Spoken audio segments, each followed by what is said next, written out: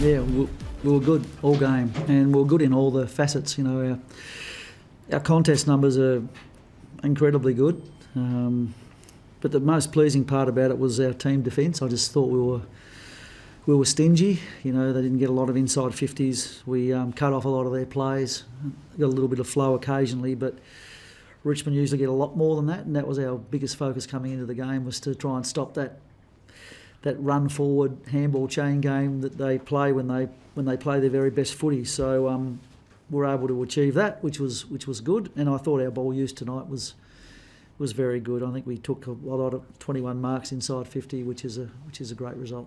Chris, was that the best of the season? Best performance? Hard to say. It's just really hard to say. And I don't know, you know, whether Richmond are like other teams off the bye. They've suffered a bit from having a week off. I'm not sure. And I know they had some players in tonight that hadn't played much footy, like Hopper and Cumberland and Pickett. They've been out a little bit, so all that adds up. So I wouldn't have thought that was a true indication of Richmond's capacity, but we did play well. That team defence feels like it's gone up a level the last couple of weeks since the Hawthorn loss particularly. Do you feel like it's the mix you've got at the moment, the mix of bodies, a bit of youth, a bit of... Potentially, plus we put... The Hawthorn game made us put the spotlight back on team defence. I mean, it was a big thing that we worked on over the pre-season, and for most of our games this year, it's been pretty strong. Just not in round one against Port, not against Hawthorn, but outside of that, we've been okay, I reckon, or better than okay. But tonight it was particularly good, and as it was last week. Do you feel like the pieces are slowly coming together in terms of players reaching their peaks? Like tonight, Hugh was quite good, and even Link was more involved. Like slowly, you're getting more pieces of the puzzle together. Yeah, potentially. It varies from week to week, I suppose, and what the opposition bring and how they challenge you. But I think we've got a group of players who are hell bent on improvement, which is the main thing. And you know, we saw some good results tonight. I mean, it was just a really even four-quarter performance. Is your defence and your half-back line particularly making it difficult for Richie when he becomes available again? Those guys seem to be really grabbing their opportunities. It was a strong part of our team tonight, wasn't it? You know, Wilmot, McKenna, Starcevic and Kitty Coleman. They all played well, and you know, lots of metres gained, lots of overlap, which is one of the reasons why we were able to take so many marks inside 50, because we got it into pretty open situations. So yeah, it's good to see those guys doing well, and you know, I'm pretty sure Daniel Rich won't mind the fact that he'll have to force his way back into the team. You know, maybe he's going to have to come through the reserves, but that's okay. You need that competition in teams, and he's a great team man, and he'll understand that. When something like that happens, it's pretty rare that happens, two blokes demoting themselves.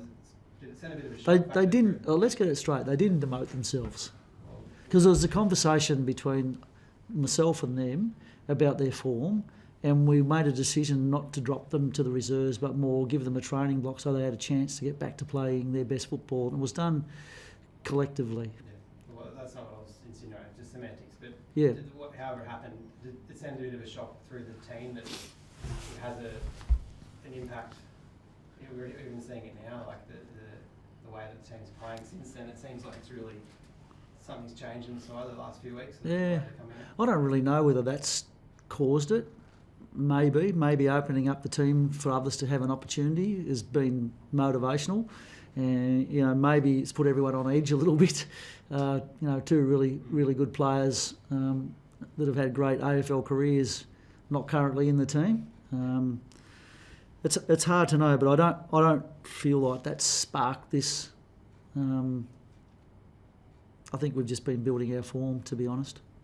And the Hawthorn game made us really disappointed in ourselves, and that was a big, it really woke everybody up, I think. How's Duckley's calf? He's got a bit of a corky, so it felt like the game was in control by three-quarter time, and didn't need to take any risks with him. He's a pretty important player for us. He was not that keen to come off, but sometimes you just got to make those calls.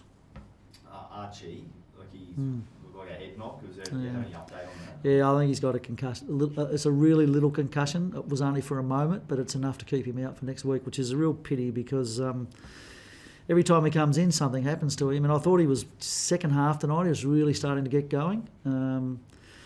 So he's just going to have to miss a week, and then hopefully we can get him back into the team. But there was a lot to like about what he did tonight. It's obviously a shame, for anyone to get a concussion, but he had one last year. That's a couple now for him. Yeah, and we were about to pick him a couple of times this year and had little soft tissue issues. So he's not having much luck, but we have a lot of faith in him, and I think he's, when we can get him back, he'll be good for us. Fitting tribute for Matty Rendell tonight as well. Yeah, thanks for asking that question. I'd like to, I was going to mention it, just like to pass on our condolences to the Rendell family. We actually talked about Matty before the game with the playing group in the team meeting. Had a slide up with his photo, and a lot of our boys wouldn't know him all that well, but talked a little bit about his career and what a good man he is. And I said it'll be good for us if we can win tonight for his family. So hope they're all doing okay. Really sad to hear about it. He's just a great footy person, Matty Rendell, and I had the pleasure of working with him at the Melbourne Footy Club when I first started there in 1998. He and I would go to lunch regularly and have lots of laughs, and he really helped me settle into AFL footy, and just really, really sad to hear that he's passed away. 64 years of age is way too young, and but he's had a great impact on our footy club, and he'll be a long time, or forever, part of our history.